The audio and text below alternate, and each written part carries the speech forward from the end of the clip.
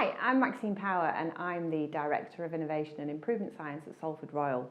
And I want to talk to you a little bit about the model for improvement. So the model for improvement is essentially a framework that we use all the time here in Halo when we're working with improvement teams.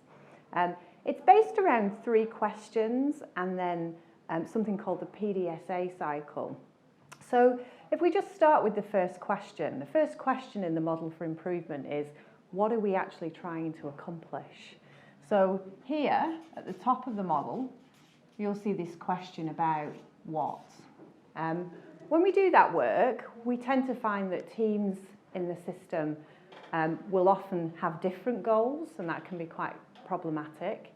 So what we try to do is really get people to focus in on what is it we're actually going to do. So what will we do, who will we do it with, and by when will we do it? And actually narrowing down those 3 things helps people to really set a direction of travel. So if you've ever been in those meetings where you're going along and wondering what you're there for, a really good instrument to bring into play is the model for improvement, because it will ask you to focus your efforts and get everybody set off on the road in the same direction. So that's the first question. The second question is, how will you know that the changes that you make are improvement?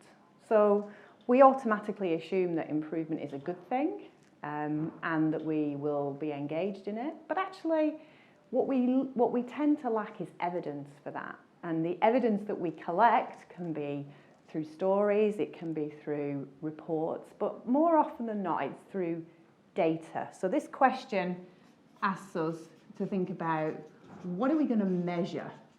And we often talk about measuring processes of care, so the things we do, like if we're interested in stopping infection, we might measure hand hygiene.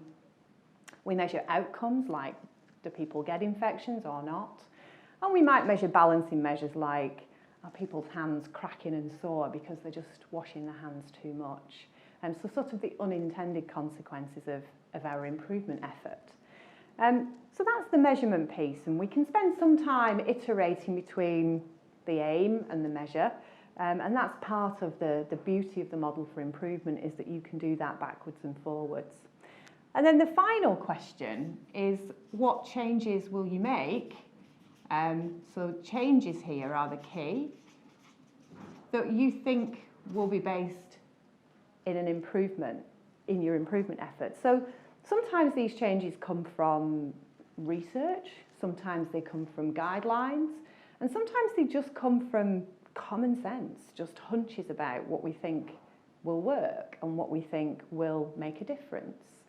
And the idea is that you would organise those changes into some framework. We tend to use a driver diagram, and we then decide how we're going to organise our teams to maybe take 1 or 2 pieces of those changes and start to test them. So there's something about what we do, how we do it, whether it's making a difference, and what changes we make that is really important. So these 3 questions together form a really important basis for the model for improvement. And then we get into something that we call the PDSA cycle. So the plan, do, study, act cycle. And what we tend to find in healthcare is that we spend an enormous amount of time planning a change. So, question, how can we get more people to wash their hands when they've been near a patient?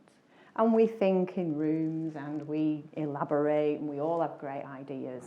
And the model for improvement, actually, the PDSA cycle says, right, okay, well, just do something. Do it on one bay or with one patient and see whether or not your idea actually makes a difference, or what happens. It's okay to fail.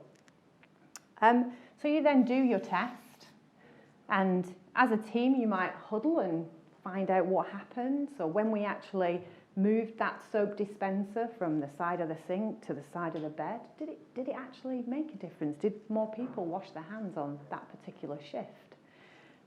So those are the questions that might get asked by the team, and then you would go on and do another test, because actually what the model asks you to do is to continue to repeat and repeat and repeat those cycles until you develop a level of confidence in your changes that means that you think you might be able to go on and spread it. And so spread and sustainability is a big part of how you use the model to what we call ramp up. So there's a little synopsis of the model for improvement, and there's lots more to learn, but that's the model for improvement in 5 minutes.